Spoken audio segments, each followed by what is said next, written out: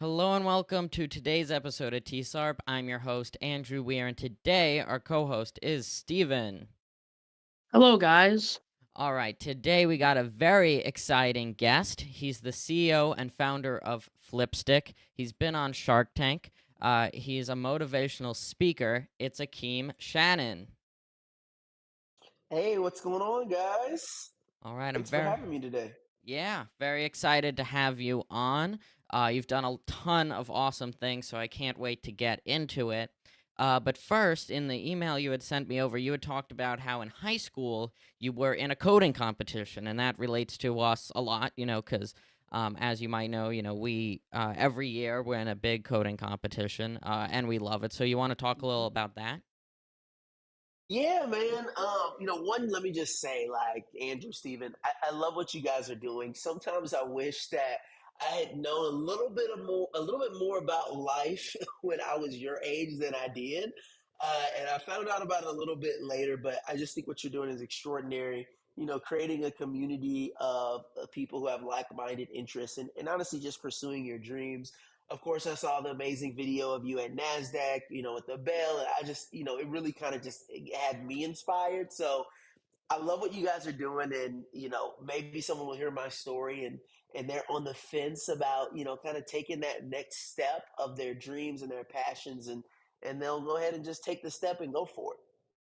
So, yeah, I mean, I remember I was in high school. I was probably a freshman or sophomore in high school, and I get told about this organization called BDPA, which is the Black Data Processors Association. And so they had this high school computer competition that they did every year where they would invite high schoolers from all over the country to come and code a website built with the data with a SQL database and user logins and admin permissions and all this stuff. And you had 8 hours and you could only use Notepad. Okay, like, and that was it. Notepad and Paint. It was an absolute like grueling competition. You couldn't use any of the assistive softwares, but it was one of those things where my parents were like, "Hey, this will be great. You can get some scholarship money. Like, why don't you just go and do it?" And so I signed up. One of my buddies was signed up for it, and I started to go. And if I'm being honest, the reason I joined, it was sponsored by a company in town called Monsanto. And for those who may not know, Monsanto makes a product called Roundup. And Roundup's a weed killer, but it's also used in pretty much every commercial grade like corn and soybean seed around the world. So a massive multi-billion-dollar company recently bought by Bayer, who makes aspirin and other things. And so since I was going to be able to go to like the headquarters of Monsanto, now Bayer, and meet all of these like amazing, professionals and they had pizza every week for us. I said, well, pizza every week sounds pretty good. So I signed up to be in this competition. Now, the first year we went, we were absolute stinkers. Like, I think we got second to last place out of 50 teams. Every state had a team, and we were horrible. Like, it was absolutely atrocious. And honestly, I wanted to quit, but the person who's running the team, they're like, look, if we quit, Monsanto is not going to sponsor the team after next year if we don't perform well because it's not a cheap program for them to sponsor. And if we're just going to suck it up, this is going to end and no one else is going to have this opportunity after you guys. I was like, well, let's give it one more try. And so that year, we got some more people on the team. We had this one young lady, Sue, and Sue was like, she was just so into coding. And I was never into coding. I was honestly there for the free pizza and the free trip to, I think that year's going to be Philadelphia. I'm like, yeah, I'll get to go to Philly for free. Like, it'll be great. But her and her sister, who were twins, they were just really into it. And I said, you know what? I think we could actually make this happen this year. And as we got to the competition, I was never a really strong coder. I knew a little bit, I learned the modules, I did the Hmm. homework, but I wasn't fast. I would make mistakes. It just wasn't my thing. But what I was always really good at was I loved figuring out, okay, we only have 8 hours in this competition. How can I make a logo for our website in Paint? How can I create buttons that look cooler than the default buttons we can code, which is CSS and HTML? Like, in Paint? Like, how can I do all these things and do them so quickly that it won't like affect us doing this coding project? And we only had one computer, 5 people on the team, but one computer to use. And so I got really good. Like, I would practice, like, okay, how quickly can I do these designs? But more importantly than the graphic design, which I enjoyed, was at the end of this coding competition, we had to present our final project to a panel of judges. And we had to show them and walk them through our code, show them what we had done. The project was designed so that you couldn't really complete every item on the list in time. So we had to really show them, like, hey, given the time crunch that we had, here was the decisions that we made. Here are the cuts that we made. And this is why we chose and made the decisions that we did in the project. And so I was given the role of being the team leader. The worst coder was the team leader, and I was the one who assigned everyone a role during our presentation, told everybody what it is that they were going to say to the judges, why we made certain decisions and certain calculations in the project. And I'll be honest, there were some teams that got like 95% of the way done. Okay. And we were like 60%, 65, if I'm being generous. But our presentation was so good. There was this one part where we were like, so we were supposed to have a graphic user interface for the administrator to go in and make changes to the web app. And we didn't do any of the admin side, like none of it. They didn't have logins, anything. And so I went into the competition and I said, what we realized is that having an admin like GUI function of this website is totally impractical and not a good use of our resources. Because if you're an admin on the website, you can easily go into the database and make all the necessary changes you need to the website on the back end, and you do not need a front end user interface for admins to be able to go and have access to it. So we totally just removed that from the project. And honestly, we didn't think it should be within the scope of the project. And they were like, you know what? That makes a lot of sense. I said, oh, thank goodness, because that was like 50% of the grade. Yeah. So we end up getting 5th place. We went from like 45th, 46th place to 5th place. And 5th place was the cutoff where you got scholarships. So it was a top 5 competition. And when I tell you, our sponsors were so excited because the team had never placed like in the top 20 in the entire time that they had sponsored the team. And now we had a 5th place finish. And this was, I want to say this was actually the year I graduated when we had the 5th place finish, because that was my last year on the team. And then the next year they went back and they sponsored them again. And the next year they got 3rd place in this national competition. And it was just one of those things for me where I was like, man, I wasn't the best. I was probably the worst. But there was something that I was good at, and my teammates trusted me enough that even though I wasn't the best coder, they knew that I knew how to talk to people.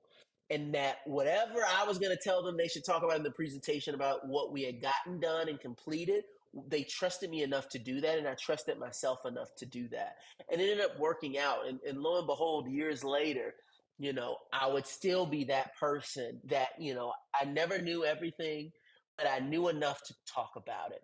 And so whether that was being on Shark Tank or convincing Snoop Dogg to invest in my products or getting into Target retail stores or getting my story told in the Smithsonian Museum, all of those things was all about my ability to tell great stories and to get people on board with what it is that I believed in so that they would stand behind me.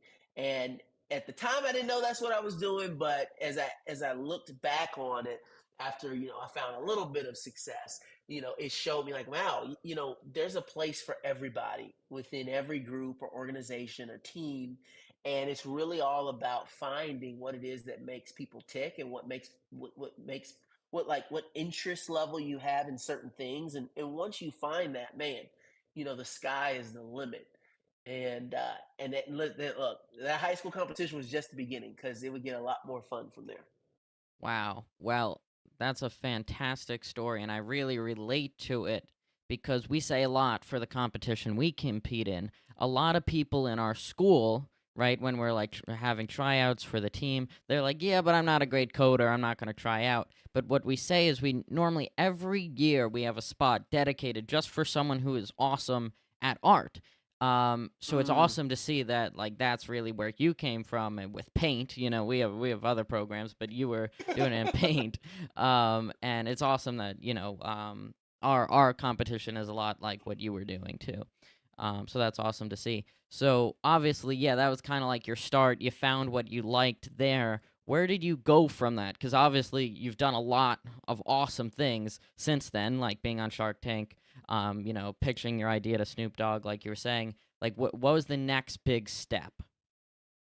Yeah, so honestly, the next big step for me was a step backwards. So when I graduated high school, I go off to college. I had a full scholarship to study chemical engineering. And, I really shouldn't have been in chemical engineering because I hated chemistry. But Forbes magazine said the chemical engineer is one of the top paying career paths, so pick it now. And so I chose chemical engineering. Within 3 semesters, I lose my scholarship. I'm on academic probation, and I was just severely depressed. I went back up to school knowing that I had been kicked out, squatted in the dorm. I mean, it was really like one of the most depressive states in my entire life. And I had to eventually call my parents to say, hey, I failed. Like, I messed up. And not only did I mess up, when I screwed up, I didn't even ask you for help. And now I have to come home and I have to start over and figure something else out. And I just felt so ashamed that I had squandered, this amazing opportunity. And now I was going to have to go get a job, working in a retail store. And so I come back home. I don't tell any of my friends from high school because some of them went to great schools, and I don't want anyone to know that I'm this failure. And I start working in a Sprint store, which is now T-Mobile stores, and I start selling cell phones. And I knew like I'd always loved iPhones and always loved Galaxy phones, and I'm like, it'd be great to be able to work and sell these products. And so I get pretty good at selling this stuff. And eventually I have a boss of mine, a former boss of mine who went to go work for Verizon in a call center. He's like, hey, you can make a ton of money working here at Verizon. Like these people don't know how to sell anything. And you're one of the greatest salesmen I've ever met. If you come here, you'll make 3 times what you're making at Sprint. And at the time I was making $10 an hour, right? $10 an hour plus commission. He's telling me I can make 3 times as much. So I quit my job. I go work for Verizon. And over the course of the next 4 years, right, post getting kicked out of school, I saved up nearly $100,000. And by the time my friends were graduating college, I was making nearly $90,000 a year. And I Wow. had made myself this promise that, man, if I can't have a degree, I could at least make as much money as the average person graduating with a degree. And once I was able to accomplish that, even though that, from starting at $10 an hour, that was a quite a feat. But once I was able to accomplish that, it showed me like, wow, just because you fail, it doesn't make you a failure. Because as long as when you fail, you don't give up, you find opportunities to level up. And it showed me like, I think a lot of times when we're in school, there is no redemption for failure. Like if you fail on a test, your teacher doesn't say, hey, well, at least you learned a lot. No, it's like you Mm, failed. If you flunked the class, you flunked. yeah. There is no redeeming factors there. But in life, failure is always an opportunity to learn. And it's the best teacher you could ever have. And if you're not failing at something in life, you're really not living because you're not pushing yourself to the edge of your boundaries and the edge of the possibilities that you can create. And so, learning this lesson about really drastic failure and being able to overcome and come back from it, it truly set me up for the future where I would fail a lot, but I was no longer afraid to fail. I was no longer ashamed of failing because I realized that sometimes we face these storms in our lives. We face these problems, and we think the problems are putting us off track on our lives. We think that it's setting us back and preventing us from achieving what it is that we're supposed to do. But actually, what it is it's actually knocking us back on course. It's actually knocking us back onto the direction that we were supposed to head. And you see this in so many people's lives. I remember I was reading about this is years ago, reading about the biography of Steve Jobs and about how at Apple, when they decided they were going to fire him because Apple wasn't performing well, they didn't really have any killer products. Microsoft was wiping the floor with them, and they just said, "You're no good." He's like, "But guys, I created." the graphical user interface. Like, Mm. we're creating computers not for businesses, but for people. Like, we have one of the most popular Super Bowl ads of all time in 1984. Like, we are on to something here, and you're gonna fire me? And they're like, yeah, we're gonna fire you. Get out. And just to go and show those people, the board of directors, like, guys, you don't know what you're talking about. Steve goes, he says, you know what? You know what I really like? I think that animated movies could be better. And I think I'm the guy to do it. God knows nothing about animated movies, okay? But he thinks he's the guy to do it. He said, look, I invented the personal computer. I can go do this. So he goes, he creates a little company called Pixar.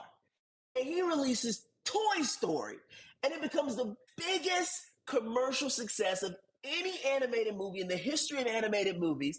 And they end up merging this thing with Disney for billions of dollars. And then Apple's looking, and the board of directors are like, wait a minute, ain't that the guy we fired?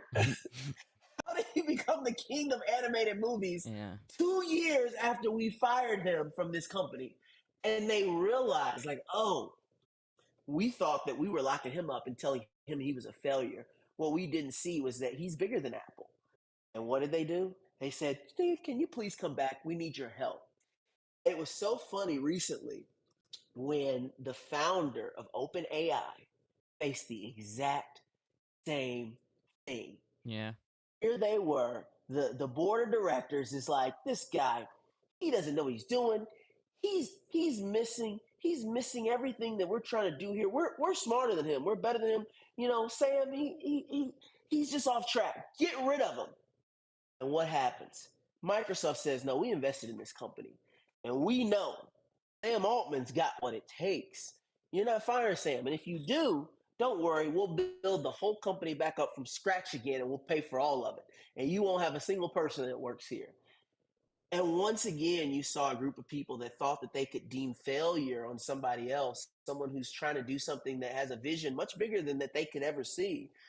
And it just goes to show you, like, those circumstances that happen to people, especially leaders and titans of industry, like, they always direct and guide them, and really, like, they ensure their resolve to pursue the highest version of themselves, and ultimately the highest version of their companies and their mission. And knowing those stories, man, it for me, it just makes me inspired on my tiny little level, to go and pursue these things. Yeah, I remember that was just a few months ago with Sam Altman, and that was a big topic Yeah, here on TSARP. We talked about it a lot. Every time there was a change, huge. it was like every day there was It a was a new daily. It update. was every day. Yeah. But Yeah, yeah, unfortunately for Steve Jobs, his took a few years, but yeah, yeah, I mean, and that's like, I'm sure at that time for Sam, like, it was just devastating to have such a betrayal happen to you. But man, it's gonna make him a better executive, and it's gonna ensure the long term strength of the company. yeah.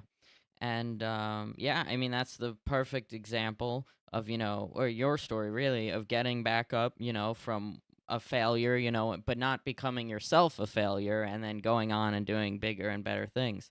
So after that, Yeah, right, you become the biggest salesman at Verizon, right? Um, yeah. After that, where did you get the idea for Flipstik?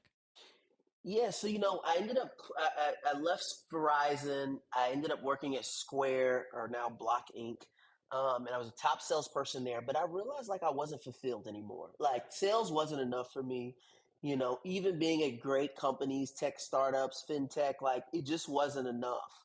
And so I leave my job, and my boss gave me a book called The Alchemist. And for those who haven't read The Alchemist, it's a book about this boy, a shepherd boy, who goes on a journey to find his treasure in life. And early on in his journey, he meets this wise man who tells him about omens, or signs from the universe, that will guide him on this journey to find his treasure.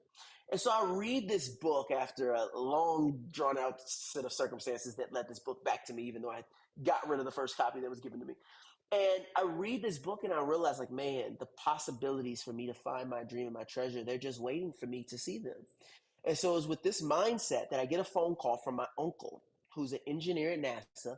He was working on the Space Launch System at the time, and he was telling me about a project he was working on where he was going to use this gecko-based adhesive that was invented by NASA in the 80s, and he was going to use it to line these wiring behind this paneling.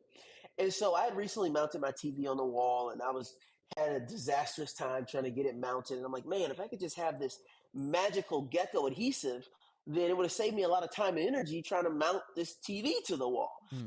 And I just could not get this thought out of my head. So I start doing research. I see MIT has done research on this adhesive, and Stanford has done research on the adhesive. And eventually I create a prototype of this little product that would allow your phone to be a kickstand and would allow you to mount your phone to the wall just like a TV. And I created a prototype out of double-sided tape and cardstock. Made videos, found couple manufacturers in China. I reached out to them, sent them the videos, and I was off to getting them to make prototypes for me. And at the time, before I started this project, I was like doing just like marketing for small businesses. I was like, oh, maybe I'll just do marketing for folks. And I realized I didn't really enjoy that. And so this was really like one of those things where I'm like, man, I may not like marketing for other people, but what if I was marketing for myself, for my own idea, my own concept? And it was really kind of just like a challenge that I'd given myself. I didn't know it was going to turn into a real business. But as the months would go on, I would look up, okay, if I'm going to create this product, well, I probably need a trademark. So I went and filed trademarks, looked it up on YouTube. I was like, okay, well, I probably should file a patent for this thing. That seems like something that's really difficult. Let me look that up. So I look it up on YouTube, file a provisional patent.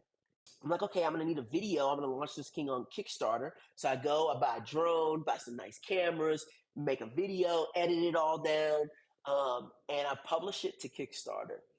And I remember our video for Kickstarter was about 2.5 minutes.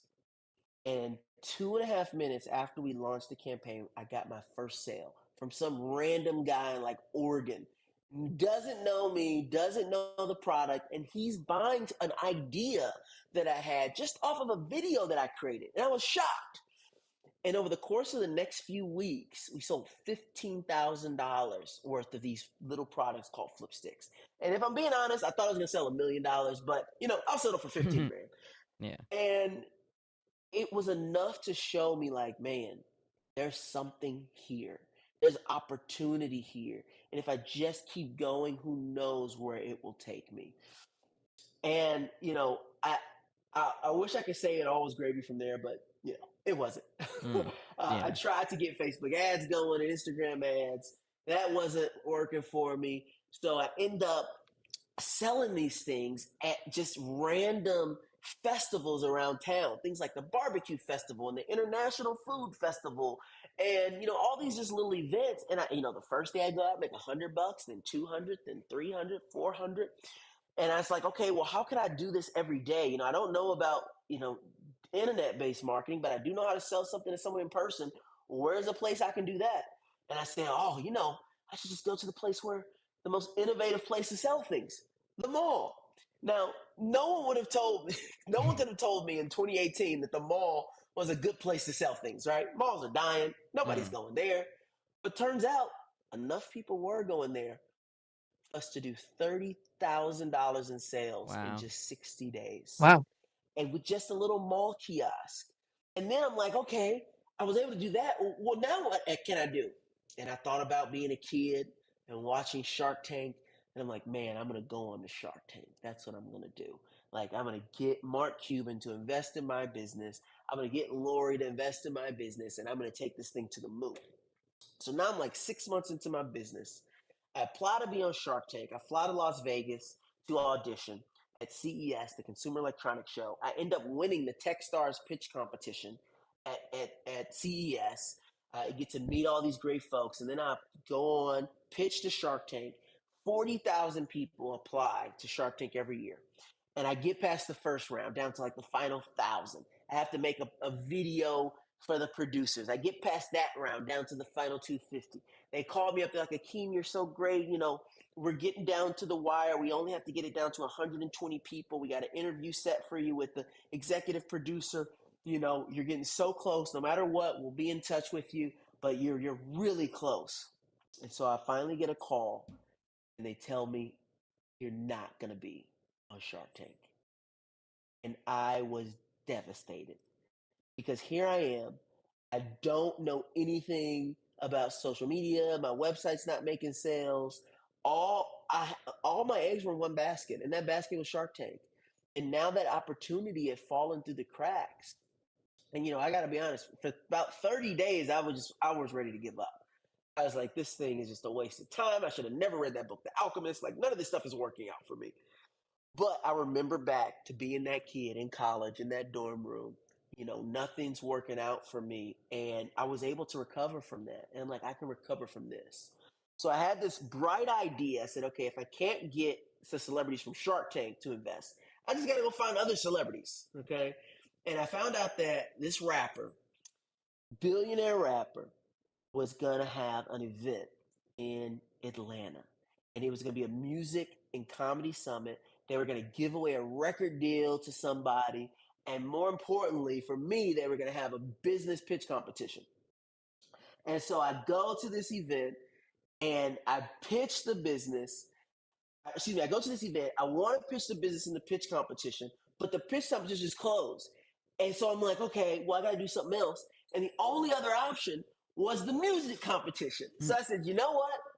I'm going to sign up for the music competition and I'm going to write a rap and I will rap my pitch to this rapper and convince him. I will convince him to invest in my consumer product brand, even though they're trying to give away a record deal. That was my plan when I went to this event. Terrible plan. You'd probably get an F on it if you wrote it down in Business 101. But you know what? It was my plan and I believed in it. So I go. I do my rap. I get to the top 5. I'm going to be able to get on stage with DJ Khaled, Sean Diddy Combs, Timberland, all these rappers who are going to be the judges of this competition. I'm in the top 5. And then they disqualify me from the event. They say, Akeem, you're not a real rapper. Like, you don't want a record deal. You're trying to pitch your business. Like, we can't put you in the top 5. I was like, but I have the top score from the judges. Like, I earned this spot. Yeah. They disagreed and they disqualified me.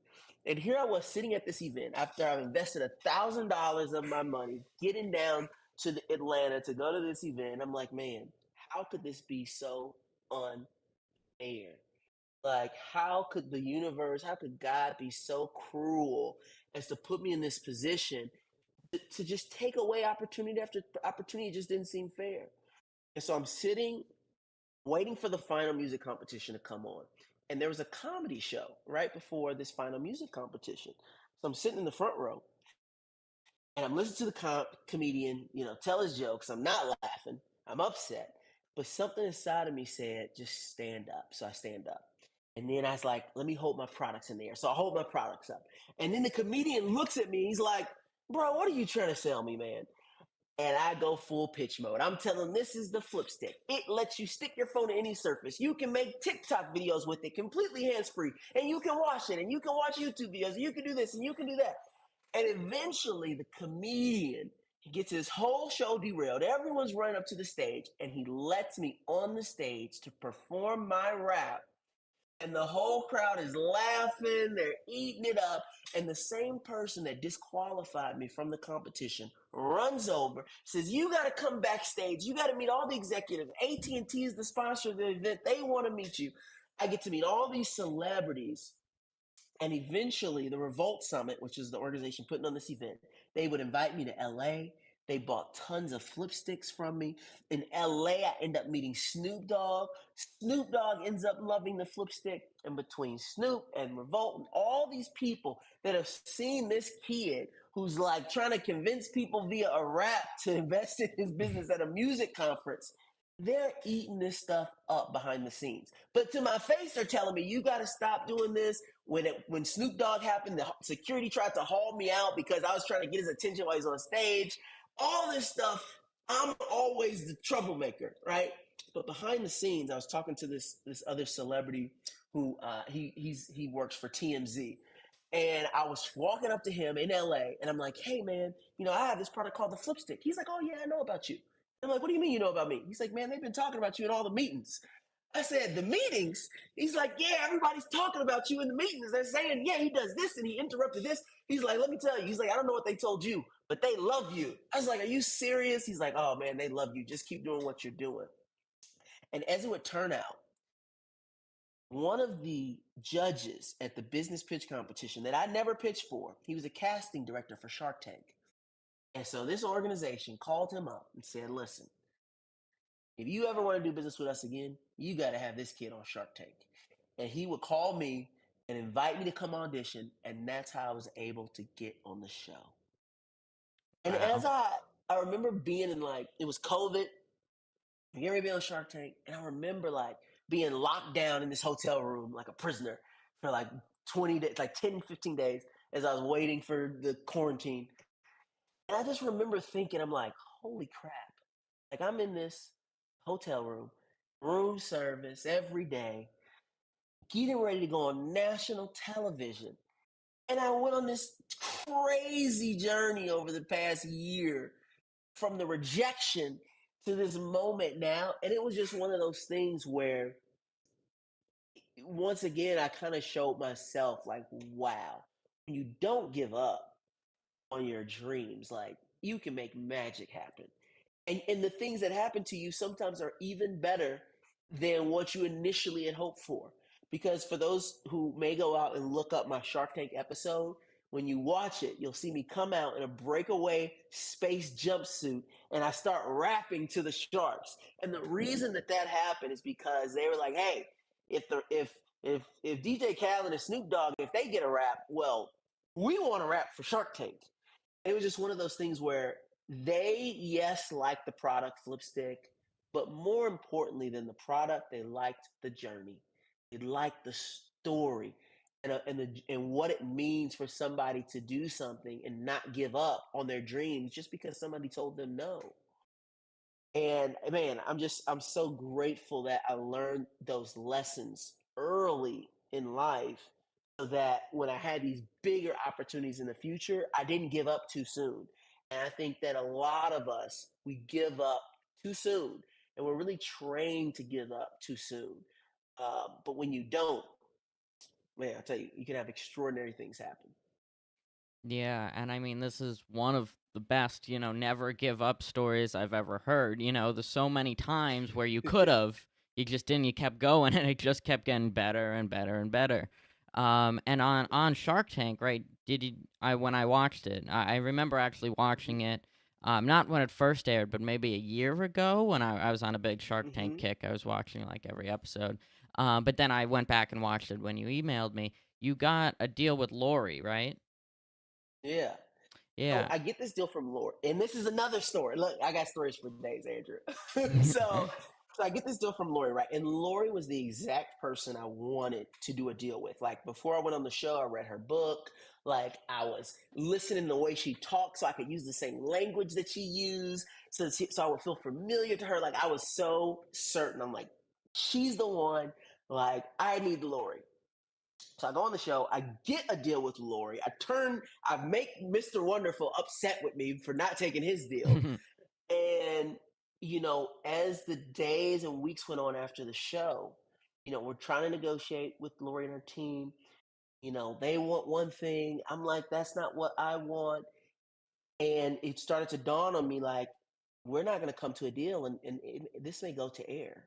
And so I get a notice from Shark Tank that, hey, you're going to be on air in 2 weeks. There's no deal from Lori. I send them an email. They're like, well, we're still looking at the due diligence. Let's just see what happens on the show. And I'm freaking out because I need to rebuild my website.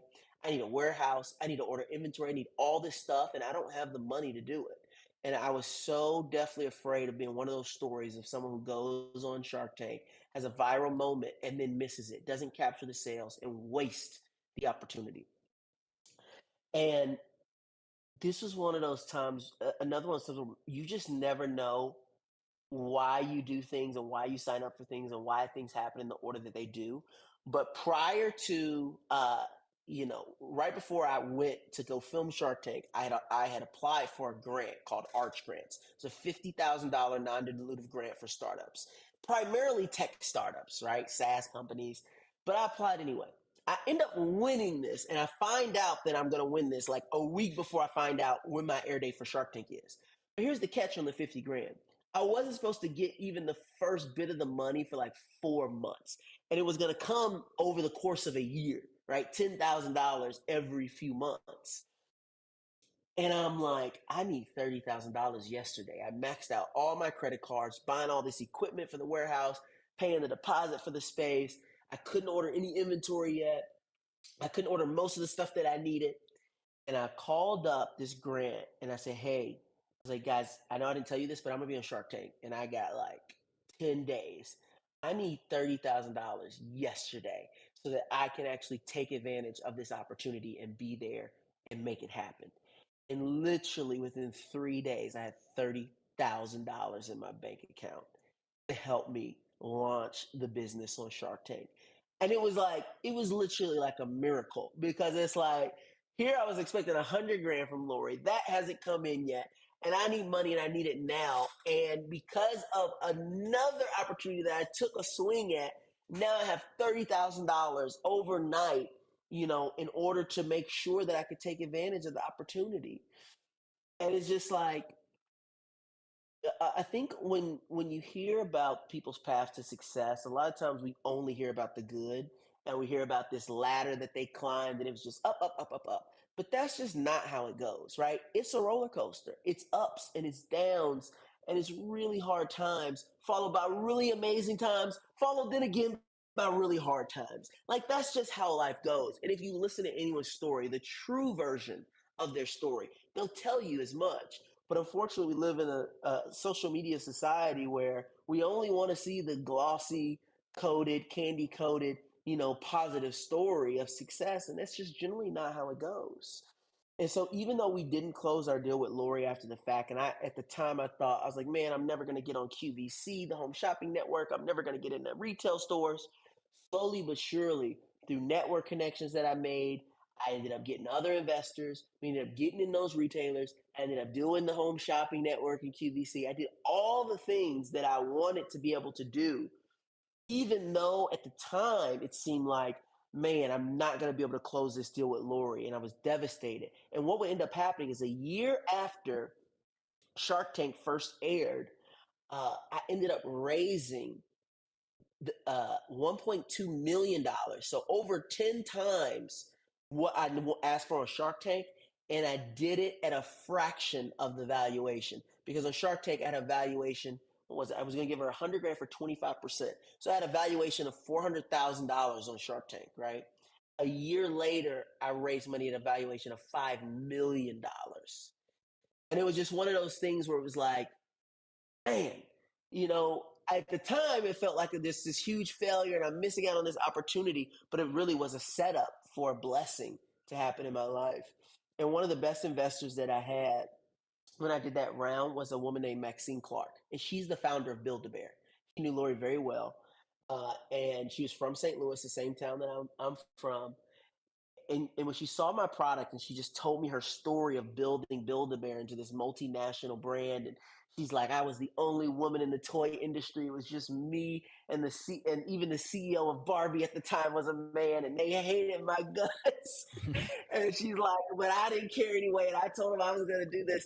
And she was just like, I love what you're doing. I believe in your idea and I love your story. And so I'm going to give you this money. And when I tell you, like, she made so many phone calls for me to every retailer. She knows she's on the board of like so many companies and organizations and stuff like that. And it was incredible the people that I met because I didn't get that deal and close that deal with Lori after the fact. So I just, for all your listeners, Andrew and Steven, like, as you guys go on this journey, the bigger your dreams are, the more adversity, the more failures, and the more opposition that you're going to face. But I encourage you, one, I encourage you to read The Alchemist. But two, I encourage you to just know, like, that those obstacles, they're just the contrast in your story that you need to know you're on the right path, you're on the right journey, and to just keep going because, man, there's incredible things on the other side. Yeah. hmm I mean, I've learned so much from your story today, with all that you've done. And it's really, really impressive. And I love Um, especially that last story you told is my favorite. That you were really hoping for this deal from Lori. You got it. You did your homework. You studied. And then Hmm. it might not. You realized it might not go through, but you came out of it. You figured it out, and you got other money. To fill it. It was incredible to hear that. But yeah. Steven, I know you had a few questions, right? Oh yeah, I got. So here's the biggest one. What I don't know if you know exactly, but what makes your product stand out in like the sticky phone accessories? You know what I'm saying? Yeah, in the marketplace. Yeah. Yeah, so we use a gecko-based adhesive called synthetic CT, right? And it originally was developed at NASA in their study of biomimicry, or the study of how we can mimic animals in engineering to solve engineering problems. And so, because we use this reusable adhesive, it makes it washable, cleanable. You can use it again and again. And no one else in the marketplace creates a product that is detachable from your phone. So it's not like a case, right? It's something that you can put on any phone at any time, take it off at any time, but while still giving you the ability to use your phone hands free. And so, most of our customers that use our product, they're either going to use it to create like social media videos, so they'll make TikToks and Instagram reels, or they'll use it for FaceTime calls or Zoom calls. Anytime they need to be able to use their phone and particularly their camera hands free, it's great.